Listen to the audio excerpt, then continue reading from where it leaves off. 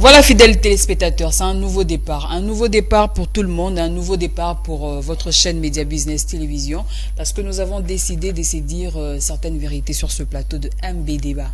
On a dit qu'on ne va plus mentir à la population congolaise parce que vous méritez la vérité. Alors, avec des analystes que je reçois sur ce plateau, on va quand même les dire, on va dire des vérités, on va vous regarder en face pour vous dire qu'est-ce qui marche et qu'est-ce qui ne marche pas. On tend vers les élections, bientôt là.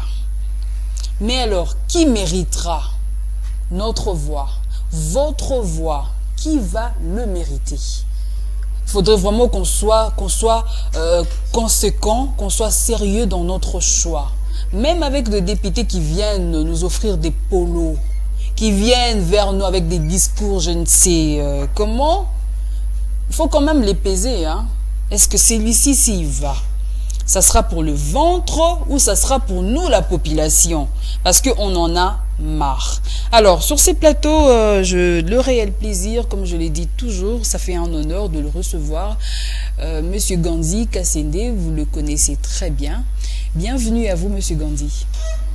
Bonjour et merci de me réinviter une énième fois pour votre télévision. Je remercie, comme d'habitude, l'ensemble de vos équipes techniques, administratives et aussi votre direction.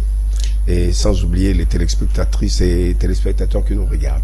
Alors j'en profite directement, Dipro, je peux quand même annoncer cette très bonne nouvelle à nos chers téléspectateurs que nous allons commencer une émission en direct. Donc un débat sera en direct et là ça sera chaque jour à partir de 11h. Le rendez-vous est pris, Monsieur Gandhi. Oui, voilà, c'est pourquoi j'avais dit que c'est un nouveau départ en 2023. Mais alors, on va directement commencer, on va parler de la situation de l'Est du pays.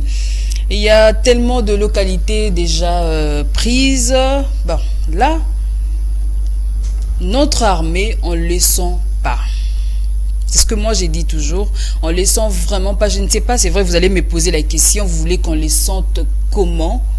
Mais on sent vraiment que la population est toujours en danger de l'autre côté. Ils vivent toujours en inquiétude. Mais alors, qu'est-ce que notre gouvernement rassure ou l'armée rassure à la population? Monsieur Gandhi. L'armée est là. L'armée nationale, même si, par ailleurs, le président avait déboulonné le FCC, mais il reste encore quelques boulons, quelque part, qui tardent à faire en sorte que le socle réellement de ce qui nous a fait mal parte de là et nous laisse les mains libres de pouvoir gérer ce pays avec toute quiétude. C'est surtout l'armée. L'armée, il y a encore des infiltrés. Le président a commencé une réforme qui n'a pas encore abouti totalement. Ça demande un cheminement encore plus profond. C'est pas seulement au niveau des officiers, mais c'est aussi au niveau des soldats de la base. Nous avons été infiltrés à tous les niveaux. Que ce soit aussi le renseignement militaire, que ce soit le renseignement civil, on a été infiltré. Donc on a du mal à partir par le fait que il y a encore des tiraillements, on n'est pas encore totalement libéré de cette infiltration, de ce noyautage des forces burundaises, rwandaises, ougandaises ou autres que les Kabila au pluriel nous ont laissé. Mais alors, c'est quoi la meilleure stratégie? Le repli? Ou finalement, ils doivent faire quoi? L'offensive? Non, mais des fois, il faut reculer pour mieux sauter. Le repli, je pense que Mouyaya l'a dit, des fois, on se replie pour éviter qu'il y ait plus d'effusion des sangs des civils.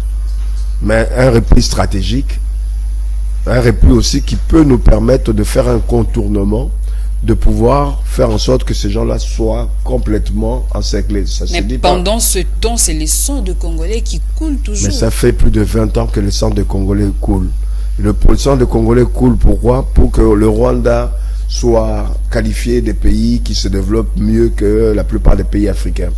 Mais il se développe comment? Il se développe avec le moyen à 60% qui lui viennent de la RD Congo et les 30 autres % de l'extérieur. Aujourd'hui, il est acculé. Et je pense que la politique qui a été menée jusqu'à présent par le président Tshisekedi commence à donner ses fruits. Il y a une conférence, il y a une rencontre qui était prévue à Doha, au Qatar. Oui. Le président a refusé d'y aller. Cette réunion, c'était pourquoi?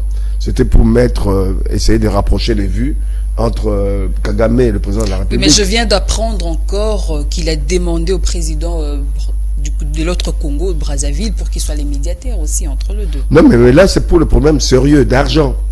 Vous avez Perronnet, Rwandair, une compagnie qui est bien gérée, qui a des moyens, etc. Mais Rwandair, c'est une compagnie de Qatar qui leur avait donné cette compagnie-là, qui a financé à coups de milliards cette compagnie, puisque le Congo démocratique pouvait être les liens avec les autres États africains pour développer encore Rwandair au profit des gens du Qatar. Mais aujourd'hui, il se trouve que jusque-là, le Rwanda remboursait normalement ce prêt-là. Mais à partir du moment où on a... faut quand même dire grâce aux minéraux de la RDC. Grâce aux minéraux. À partir du moment où la RD Congo a décidé de monter son usine de raffinage de matière première, notamment de l'or, mais il n'y a plus de boulot au Rwanda. À partir du moment où on a bloqué un certain nombre de frontières où se passaient ces matières premières qui faisaient que l'économie rwandaise tourne, mais il n'arrive plus à rembourser ses dettes. C'est comme une poule à qui on a coupé la tête, il va dans tous les sens. Aujourd'hui, Kagame est aux abois. La politique diplomatique et de l'autre côté, l'asphyxie sur le plan économique du Rwanda, qui vivait grâce à nous, tout ça fait que le Rwanda est désemparé et prêt, puisque la mort est là, en face. Le régime va tomber d'un jour à l'autre. Et Kagame est en train de quel moyen ça? Par quel moyen? Oui. Mais quand on asphyxie son économie, puisque le Rwanda vivait en grande partie par des subventions extérieures, par des aides extérieures, et aussi, surtout, par le fait qu'il vivait de nos minéraux indirectement.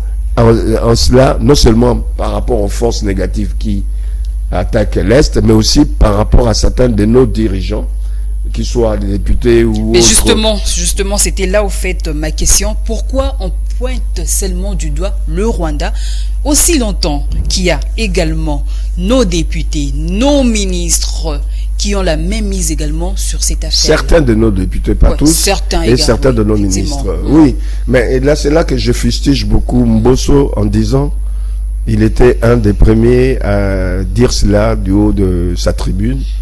Mais qu'est-ce qui fait que Mbosso ne soit pas allé plus loin? Qu'est-ce qui fait que notre justice n'ait pas pris à bras le corps ce dossier pour pouvoir élucider la chose? C'est là que nous avons un déficit. Le déficit est là.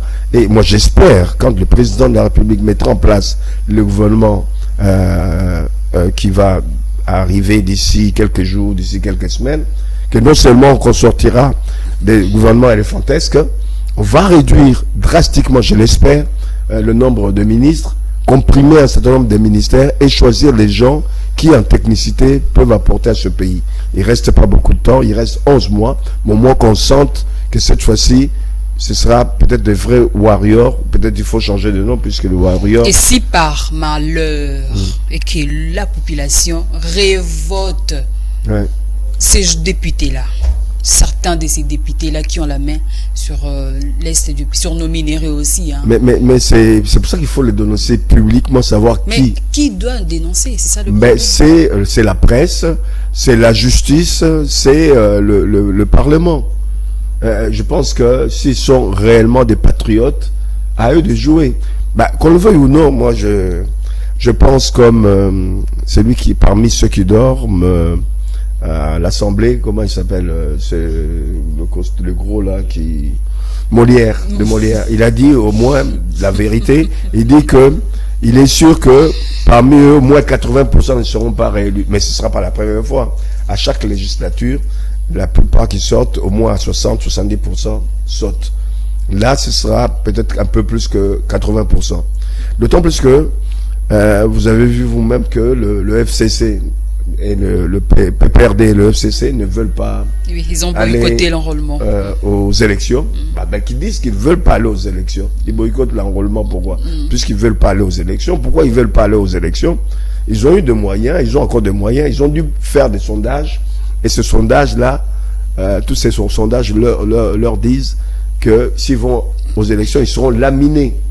Ils préfèrent disparaître comme ça, de leur propre mort, que plutôt de mourir par l'effet des élections. Ça, c'est votre point de vue. La population n'a pas encore donné son mot. Vous le verrez, la preuve en est que quand les rats commencent à quitter le navire, c'est qu'il y a un danger. Mais M. Kabila ne s'est pas encore prononcé. On voit ses sorties. Comment est-ce que la population l'acclame? Vous n'allez pas l'acclame. Quelle population à qui on a donné 2000 ou 5000 pour acclamer? Non, laissez tomber. Lui-même a dit quoi? Trouvez-moi un candidat, je soutiendrai ces candidats. Ils n'ont pas de candidats. Olive qui va être candidate. Par exemple, Maman Olive. Non, Poids Plume. Qui sera candidat? S'il y a quelqu'un qui vont supporter, par défaut, ce sera Moïse. Puisqu'il a le vent en poupe. C'est le seul dans l'opposition aujourd'hui qui peut faire face. Et encore difficilement. Mais alors, si on soutient, si ils soutiennent Moïse Katumbi, et que aujourd'hui on vous met, ou on met en exécution la loi des Noël Tchani, c'est-à-dire que non, puisqu'il s'est enrôlé. Personne n'a empêché Katumbi de s'enrôler. S'il s'est enrôlé, c'est qu'on reconnaît en lui d'être un national, un Congolais. C'est un faux problème. Le président même a évoqué ce cas-là. Il n'est pas pour les gens qui fustigent telles ses origines, etc. Il y a des gens qui étaient des pères et des mères venant de notre pays, qui sont devenus des nationaux, soit par naturalisation, soit par ius soli, c'est les droits du sol, de la naissance. Même s'ils ne sont pas de droit ius sanguinis, de droit des sangs, mais peuvent devenir Congolais par le fait du sol. Donc c'est un faux problème. Mais vous, les Congolais, vous êtes de même personnes qui disent que des étrangers, ce sont eux qui viennent détruire notre pays. Il faudrait à la tête de ces pays. Mais c'est les gens qui ne réfléchissent pas, excusez-moi. Les Belges n'étaient pas des Congolais.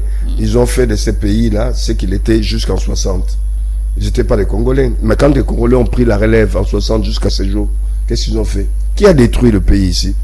Ce sont des gens qui viennent de l'extérieur ou ce sont des fils? Donc Félix a détruit également les pays? Non, Félix vient d'arriver.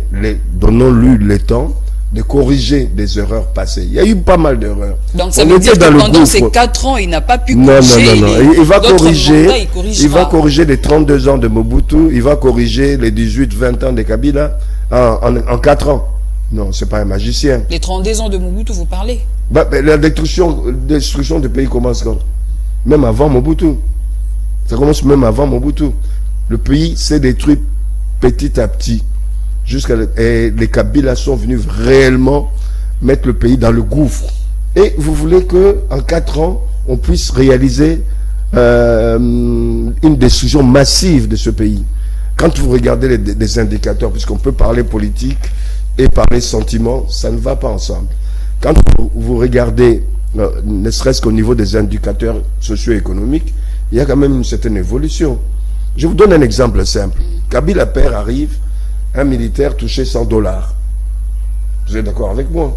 Quand le Kabila fils prend le pouvoir, un militaire commence à toucher moins de $100. Ils ne peuvent pas me dire le contraire. $100 toujours? Non, moins. $100. J'étais en contact avec des militaires. Je vous dis, c'est $100. Non, quand Kabila... Le haut gradé. Non, pas le haut grade. Moi, je parle du soldat de base. Le soldat de base touchait $100. Donc, ça veut dire que le soldat de base à l'époque du Kabila père touchait mieux qu'à l'époque du fils. Ok. Aujourd'hui, Tshisekedi essaye, tant bien que mal, de redonner le blason. Mais ils sont autour de 100, les soldats simples, et autour de $120, l'équivalent de $120. Mais est-ce que vraiment, c'est pas suffisant? Effectivement, c'est pas suffisant. Il faut aller de l'avant, faire en sorte que l'embellie économique que nous avons ici, aujourd'hui, au niveau des indicateurs économiques de base, que ce soit les budgets, les réserves budgétaires et autres, puissent profiter à ces salariés de la fonction publique, à ces militaires, à ces policiers, aux citoyens et aux investissements, notamment au niveau de l'agriculture, l'élevage, la pêche, mais aussi au niveau de la santé. Aujourd'hui, on a financé au moins partiellement l'éducation, c'est déjà une bonne chose, mais il faut aller encore plus loin. Financer seulement l'éducation, c'est vrai, la gratuité, vous faites allusion à la gratuité. Bien sûr. Mais alors, au paiement des enseignants, parce qu'il y a eu il y a eu des rencontres, on en a vu de rencontres sur rencontres, mais les désidérata de ces enseignants-là, en tout cas, on n'a pas respecté. Nous avions un gardien qui était enseignant la journée et la nuit, il venait chez nous comme gardien. Ce gardien-là, enseignant de l'école primaire, touchait $80. Quand il y a eu majoration de salaire de base des enseignants, il a quitté le travail, il a laissé son neveu. Et j'ai même fait quelque chose de bien, de merveilleux pour lui. Je me suis arrangé avec un journaliste, M. Balanga, Saïli Balanga, un ancien honorable, qui a publié une page avec lui et Tshisekedi sur les bienfaits de financement de l'enseignement par rapport à la gratuité et de ce que les enseignants ont pu gagner. C'est pas encore ça, mais c'est déjà un bon départ. Il est au-delà des $100, il est au-delà des $150. Moi, je pense que cette année, si on réduit le gouvernement, je pense qu'il y aura majoration encore des enseignants sur leur salaire et aussi des fonctionnaires. C'est ce que je souhaite. Le médecin aussi. Les médecins aussi. Je pense qu'on peut aller, on va pas très vite, mais on va quand même, bon an, mal an. Alors que l'ancien régime nous tirait vers le bas. C'est pour ça que je vous avais donné l'exemple de l'armée. Donc aujourd'hui, moi je pense que si le président actuel n'avait pas perdu 1 an et demi à s'enticher avec le FCC dans le système Mais c'était ça les deals. Mais oui, mais ça nous a retardé. Personne ne l'a forcé à le faire. Non, c'était le passage peut-être obligé, mais maintenant qu'il a plus ou moins des coudées franches et des mains libres, nous espérons, surtout s'il a notre deuxième mandat, qu'il ira de l'avant et fera peut-être mieux que ce qu'il a fait jusqu'à présent. Il peut mieux faire, mais c'est déjà un bon départ. Je ne dis pas qu'il y a satisfait dans tous les domaines, mais dans le domaine où il a fait des choses, ça peut aller. Prenons ce qui fait mal aux Congolais, l'électricité, le courant. Des travaux de Zongo, il a trouvé que c'était fini. Mais maintenant, pour amener ce courant de Zongo jusqu'à Kinshasa notamment, ça demandait du temps. On a ramené jusqu'en Boudi. Personne n'en parle. Aujourd'hui, beaucoup circulent sur Kinshasa, notamment dans la zone ouest. Ngaliema, Bongafoul, etc. Vous voyez de gros poteaux ou qui n'ont pas encore de câbles. Vous le voyez, personne ne pose des questions. Pourquoi ce gros poteau? D'ici le mois de mars-avril, sauf s'il y a du retard, le courant de Zongo 2 sera opérationnel, surtout pour ceux qui habitent l'ouest. Là, il faut quand même, je précise, et on est en train de parler des actions du chef de l'État. Les actions réalisées. Hein, entre autres. On ne peut pas tout lister. Bon, d'ici avril, il y aura amélioration de la desserte d'électricité au niveau de l'ouest. Ce qui, par ricochet, va améliorer aussi pour le reste de la ville de Kinshasa, puisque ce que nous prenons comme électricité aujourd'hui ici à l'ouest sera renvoyé, redistribué pour les autres zones de la ville de Kinshasa. Donc ça veut dire que partout Kinshasa sera éclairé. Hein?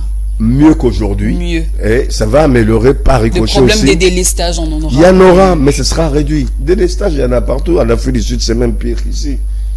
Du moins l'équivalent d'ici.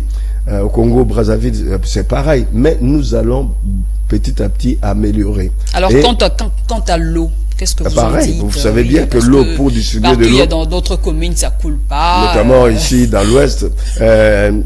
Pour qu'il y ait de l'eau, il faut du courant. Si on améliore le courant, automatiquement, on va aussi améliorer la desserte d'eau. Tout le monde voit comment la construction des usines de ozone, ça avance à grands pas.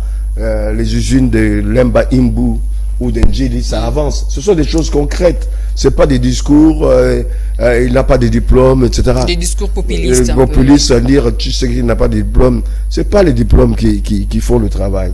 Le savoir, tu peux l'avoir en dehors de l'université. Le savoir-faire, tu peux l'acquérir. Donc vous trouvez en Tshisekedi qu'il a un background quand même? Je pense qu'il a des compétences. Il a des compétences. Mais le tout, c'est qu'il améliore sa gestion au quotidien, qu'il fasse les bons choix, les choix judicieux d'avoir un entourage restreint, mais des gens en capacité de pouvoir répondre aux 3 S. Le savoir, le savoir-faire et surtout, ce qui manque souvent aux Congolais, le savoir-être. Et lui, il en a?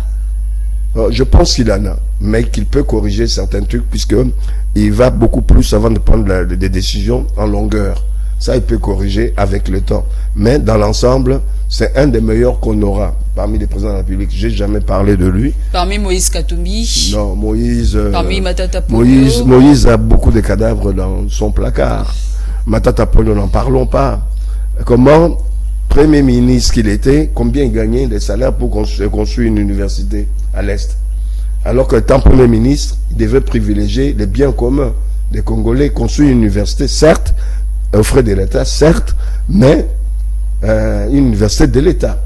Mais lui va construire une université privée. Quand on gratte, il touche combien, il touche combien comme salaire, il a eu cet argent comment? Il va répondre de ça. La justice est là, même si elle traîne pas, un jour ou l'autre, il doit s'expliquer. Alors, le gouvernement en gestation, qui faire partir et qui doit rester? Mais il y a beaucoup qui doivent partir. Je commence avec le Premier ministre. Hein. On a dit qu'on va se dire des vérités. Le Premier ministre, qu'est-ce qu'il a fait? C'est vrai qu'il a sa façon d'être efficace, mais on ne le sent pas. C'est vrai qu'un Premier ministre, on doit le sentir, doit bien gérer le gouvernement, à la place même du président. On voit souvent le président monter au chrono. Ce qui lui manque, c'est cette perspicacité de pouvoir, au moment, de pouvoir réactiver le gouvernement quand le gouvernement s'endort. Ça, il ne l'a pas. Qu'il parte pas, pour moi, ça ne me dit pas grand-chose. Le ministre de l'Intérieur. Ah, le premier sur la liste à partir, pour moi, ce serait lui. Je n'ai rien contre lui, mais quand vous sortez dans la rue, là, vous voyez la circulation, vous dites, vous êtes dans quelle république où il y a un ministre qui gagne l'argent, qui a un cabinet, des gens même qui sont très critiques, dans son cabinet là, quand ils passent dans les médias, mais aujourd'hui ils sont au pouvoir, je n'ai cité le nom de personne, ils vont se reconnaître eux-mêmes. Mais quand je vois ce qui se passe dans la rue, ou dans des rues, dans des boulevards, avec le bouchon ici, à gauche, à droite, ils sont incapables de gérer ce problème de bouchon. Regardez à Kitambo, pas loin de nous ici, comment ça se passe, la circulation. Est-ce qu'un bourgmestre existe dans cette commune? Est-ce que le ministre de l'Intérieur existe? La police existe? Non. Le ministre des Finances. Lui doit partir, pas seulement par rapport à la circulation, il part puisqu'il n'a pas su juguler le banditisme dans la ville de Kinshasa. Oui, là c'est assez C'est du ressort de... Il devrait démissionner même puisqu'il était dans l'incapacité de mettre en place une politique pour pouvoir mettre fin ou réduire le banditisme à Kinshasa. Ministre des Finances.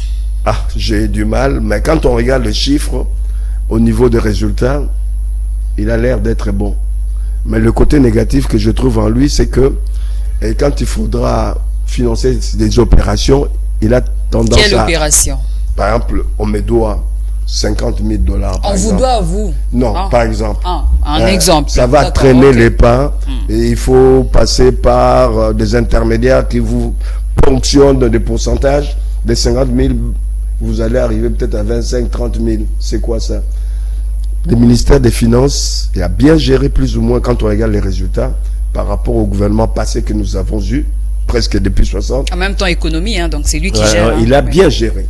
Moi, je dis qu'il peut rester en faisant mieux. Il peut rester, mais en faisant en sorte qu'on paye en temps et en heure ceux à qui on doit de l'argent, que ce soit les entreprises, que ce soit les individus. Le ministre de la Justice. Ah, lui, celui-là, je ne sais pas pourquoi il était là. C'est comme s'il n'était pas là. Lui doit partir, peut-être reprendre le boulot en tant qu'avocat ou magistrat quelque part. Ce serait mieux. Mais je pense que même là, il aura du mal à s'en sortir. S'il n'arrive pas à s'en sortir, là où il y a plus de pouvoir, je ne sais pas où il pourra s'en sortir. Ministre de Mines, on va terminer là. Parce de que la liste mines, est quand même exhaustive. J'ai pas beaucoup d'éléments. Il a pu gérer au moins un secteur qui est pas toujours facile, où il y a pas mal de compromissions. J'ai pas d'avis. J'ai pas d'avis sur elle. D'accord. J'ai pas d'avis. Qu'il parte, qu'il reste, pour moi, ça changera pas grand-chose. Ministre des Affaires étrangères. Celui-là, c'est un domaine que j'aime beaucoup. Il a aidé à redorer le blason de la République. Il a été efficace, même bien avant. Heureusement, un des journalistes me l'a dit, j'avais commencé à oublier.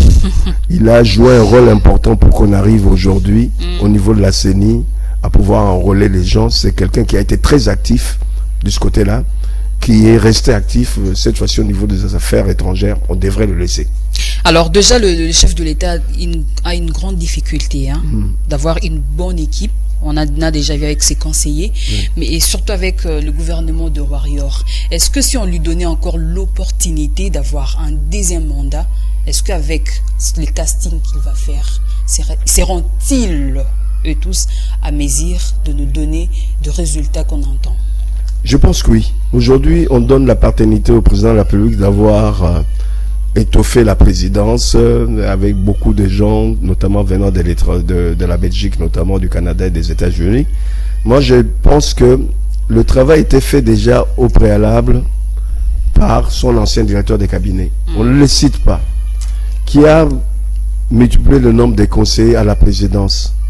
Qui a majoré énormément les rémunérations de ses conseillers. C'est le président de l'UNC, Kamere, Vital Kamere.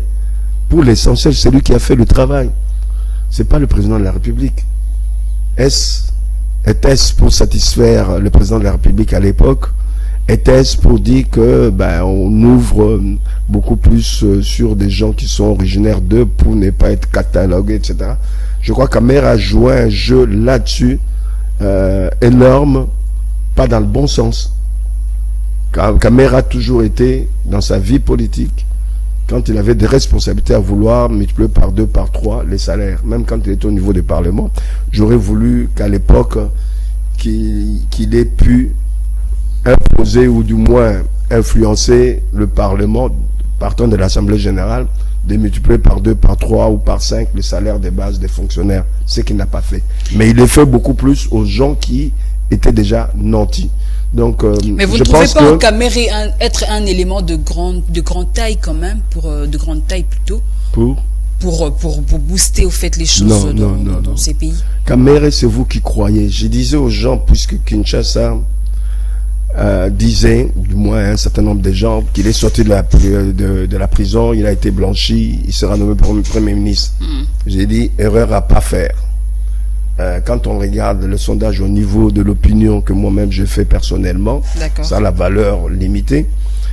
Kamere ne pouvait pas être Premier ministre. Le président de la République ne pouvait pas commettre cette erreur de reprendre Kamere comme Premier ministre ou directeur de cabinet. Ils seraient tous tombés.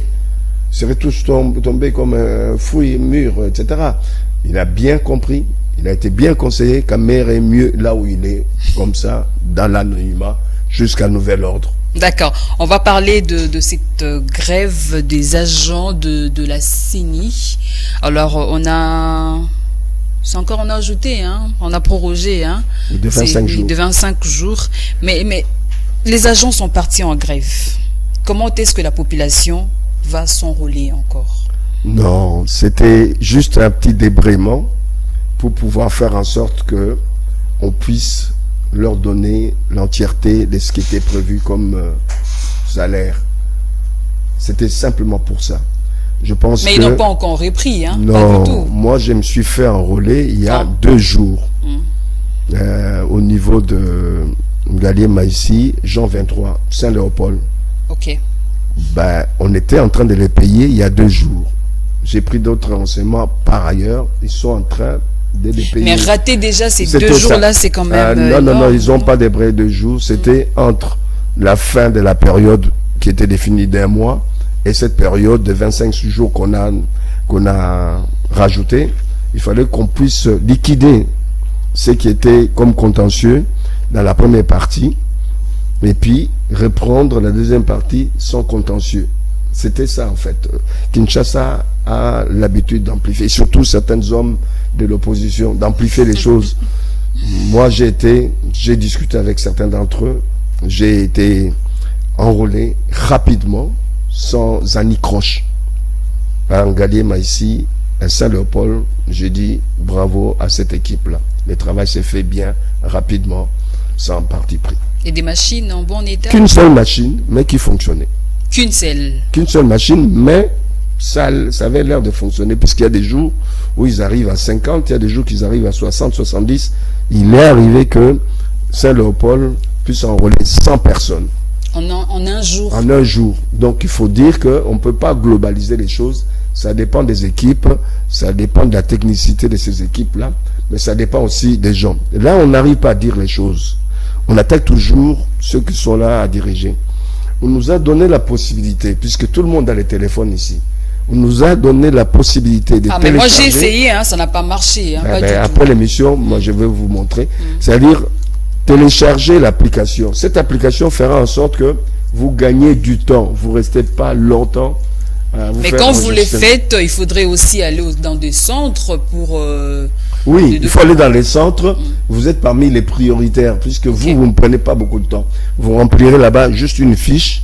Après le remplissage de cette fiche-là, vous passez directement devant la machine pour qu'on vous prenne les empreintes. Et comment ça se passe? C'est mieux que le téléspectateur connaisse. Comment ça se passe? Dès que vous avez la procédure, c'est que vous avez téléchargé l'application. Elle est gratuite. De cette application-là, il y a des formulaires sur 2 pages, je crois. Vous remplissez les minimums, c'est-à-dire nom, prénom, date de naissance, lieu de naissance, nom du père, nom de la mère, ce que vous faites dans la vie, votre catégorie professionnelle, etc. C'est largement suffisant, puisque ce sont les données qui vont servir non seulement vous faire enrôler aujourd'hui, ces mêmes données serviront demain pour le recensement, pour avoir des cartes d'identité. Donc c'est très simple. Même un élève de l'école primaire, un écolier, peut remplir ça. Celui qui est en 3e, 4e primaire peut arriver à remplir ce dossier-là rapidement. Vous arrivez là-bas, il y a un système où on prend votre téléphone, on essaye de regarder. C'est en quelques secondes, on a capté toutes les données, ça rentre dans la machine et vous traînez même pas pour les empreintes et puis pour l'iris. Alors, dans ce cas, il ne faut pas croire à tout ce qu'on nous raconte. Hein. Non, il y a tellement de non, déjà, saisissez l'opportunité de télécharger l'application. Tout le monde est dans WhatsApp. Tout le monde c'est quoi, est CENI. Oui, exact. Vous parlez CENI.org, application pour se faire enrôler, l'enrôlement. Alors, voilà. On va chuter avec ces sujets. On va parler du social de Congolais. Plus précisément, je vois Zano. Je vois le grand marché. On en a eu quand même à discuter en coulisses un jour. Je ne veux pas dire l'information que vous m'aviez livrée l'autre fois. J'aimerais à ce que ça sorte de votre bouche. Que je prenne mes responsabilités. Oui, assumez-les. Donc, j'assume d'abord. Assumez-les. Moi, j'ai dit que c'était l'occasion unique quand on avait cassé ce marché de voir les choses de fond en comble, de faire qu'il y ait de grands marchés par district. Mais est-ce que le gouverneur mérite encore la confiance du peuple congolais? J'ai fini le par gouverneur Gentini Ngobila. Je dirais à la fin en conclusion. Il fallait décentraliser le marché, qui est le grand marché par district, pour éviter que tout le monde se concentre en ville. Ça pose un problème de déplacement, des transports. La plupart de minibus convergent vers le marché. S'il y avait des marchés décentralisés, comme on a le marché de la Liberté, mais qu'on est partout dans chaque district, qui est un centre de marché aussi pour la Gombe, pourquoi pas, ça aurait fait en sorte que on minimise le problème de transport. Aujourd'hui, on a décrié le problème marché. C'est vrai, Ngobila n'est pas un bon gouverneur. Ça, je peux le dire. Si je disais le contraire, je serais le seul à le dire à Kinshasa. Sauf pour le turiféraire, hein, c'est-à-dire des flatteurs. Moi, comme je suis pas un turiféraire, je dis les choses telles qu'elles sont. Mais en revanche, la société française qui a le marché à main vous surprendra cette année. Cette année? Oui. C'est plus en 29 décembre. Décembre, vous avez le marché. 2000 combien? 2023. Et pendant ce temps, c'est maman là qui vend de ce côté-là, vous font quoi? Continue. Oui, pendant ce temps-là aussi, on a du mal à changer les habitudes. On leur avait donné la possibilité d'aller dans d'autres marchés intermédiaires en attendant qu'on puisse finir les travaux au niveau des marchés. Ils ne veulent pas occuper ces lieux-là. Ils préfèrent encore occuper des lieux tout autour des avenues, de boulevards, etc. Moi, j'ai dit que patience et longueur de temps font plus que force ni qu'érage. D'ici décembre, il y aura le marché. marcher. Vous avez entendu, hein, retenez, d'ici décembre. Parole de M. Gandhi Kassine. Ouais, c'est pas parole d'évangile, mais d'accord. Puisque le plus dur, c'était la base, le gros œuvre. Quand on a fini le gros œuvre, le reste se plaque et rapidement. Oui, ok, d'accord. Alors, ben voilà, fidèles téléspectateurs, on va terminer cette émission. Mais avant tout, M. Gandhi, le pape. Ah. Le pape arrive bientôt, donc le 31 janvier. Un mot à adresser à toutes les personnes qui nous suivent de partout par rapport à cette arrivée de pape. C'est un hôte de marque, hein. C'est un hôte de marque, doublement hôte de marque. D'abord, c'est un chef d'État du Vatican. On va accueillir le chef d'État du Vatican. On va accueillir aussi le chef spirituel des chrétiens, qu'ils soient catholiques ou autres, puisque la chrétienté commence par le catholicisme. Puisque au départ, c'était les catholiques, par le truchement de Constantin Ier, qui a mis en place le christianisme. J'en profite pour dire en passant, c'est que les gens, peut-être certains ne connaissent pas, Jésus n'a jamais eu d'église, Jésus était juif, il priait chez les juifs. C'est lui qui a mis en place l'église chrétienne aujourd'hui que nous avons partout de par le monde. Ce sont les Romains partant de cet empereur Constantin Ier qui aimait bien la façon d'être et de faire de Jésus. C'est pour ça qu'il a créé la chrétienté. C'est lui aussi qui a exigé aux scribes de l'époque de pouvoir lui coucher les évangiles. Ils en ont couché ou accouché une dizaine. Lui, en tant qu'empereur de l'époque, il en a choisi 4, comme nous les avons aujourd'hui, Luc, Matthieu, etc. Je pense qu'on reçoit aujourd'hui une grande personnalité spirituelle de l'Église catholique romaine, mais aujourd'hui, ça ne reste pas seulement à Rome, c'est devenu mondial. Il faut savoir que cette personnalité a un avis à donner sur le cours des choses au niveau du monde. Même les États-Unis, qui sont une puissance, des fois, se réfèrent à lui pour prendre certaines décisions ou pour fléchir certaines décisions quand lui il s'implique. Il a une personnalité telle que, pas seulement celui-là, François Ier, mais les autres qui sont passés avant lui et les autres qui viendront après, l'influence de l'Église catholique n'est pas, on ne peut pas douter de ça. Et nous attendons de ce passage-là une certaine unification de nos cœurs, de nos âmes. Nous attendons aussi de ça que certains esprits un peu perdus, notamment sur la question de l'Est, puissent revenir à la raison et qu'on puisse trouver la paix durable au niveau de l'Est. Et voilà. Et donc c'est un point de plus pour la diplomatie agissante du président de la République. Voilà, il y a une question qui vient de me parvenir, voilà. C'est la question posée par Monsieur Crispin. Voilà, il n'a pas donné son nom. Il dit ceci: la ville de Goma est désormais isolée de la partie nord de la province, notamment notamment des territoires de Rutshuru, Lubero, Beni, et de la ville de Butembo, la route Kinshasa qui relie Goma, la seule voie qui restait est désormais occupée depuis le mercredi 25 janvier par le rebelle du M23. On sent que de plus en plus, les localités tombent. Et le M23 prennent vraiment de l'espace là. Pour combien de temps? C'est une interrogation, je ne peux pas vous le dire. C'est des choses à déplorer. Et il est temps. Il est temps. Je pense que les peu de jeunes que nous avons enrôlés, certains ont acquis une certaine technicité, le maniement des armes. Je pense qu'on peut recourir à ces forces. Si on n'a pas ces forces, moi j'ai dit, il ne faut pas hésiter. S'il faut même engager des mercenaires, engageons des mercenaires, faire en sorte que on puisse retrouver nos territoires perdus et qu'on mette ce pays vraiment en protection. D'accord, et la protection de la République. Alors pour terminer, une autre question vient de me parvenir. Voilà. Une autre question vient de parvenir. Quelle stratégie pour dynamiser les secteurs vitaux du gouvernement? Et on finit par là. Ah, secteurs vitaux du gouvernement. Il s'agit de la santé, de l'éducation, de l'agriculture, entre autres. Qu'est-ce qu'il faut? Réduire drastiquement le nombre de ministres. Donner plus de points d'appui au ministère de la Santé, auquel il faut rajouter Affaires sociales. La santé et Affaires sociales. Le ministre des Affaires sociales d'aujourd'hui, pour moi, il est en train de sillonner le pays là où il y a des conflits. Il bouffe de l'argent de l'État pour rien. Non, lui aussi doit partir. Il doit partir. Ok. Il doit reprendre son métier de journaliste. Il était un bon journaliste. Moi, je l'ai connu à l'époque. Il travaillait pour Demain l'Afrique sous la direction d'un Camerounais, Bernetel. Si il saura. Donc il doit reprendre il son doit métier. reprendre son métier de base de journalisme, ou s'il veut redevenir sénateur ou député, oui, mais pas là.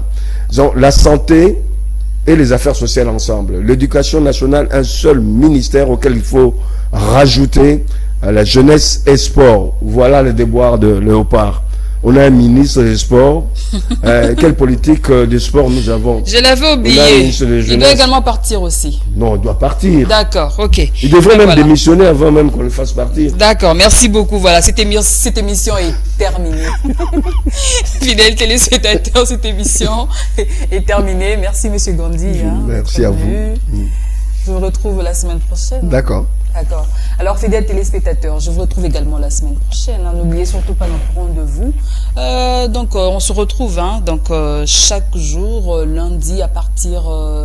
non, j'avais dit, lundi à partir des 19h, 11h pour les directs, et puis 19h pour la rediffusion. Ben, je vous aime tellement. Et je sais que vous nous aimez aussi. Alors, bonne soirée chez vous et très bonne suite de programme sur Media Business Télévision. Au revoir.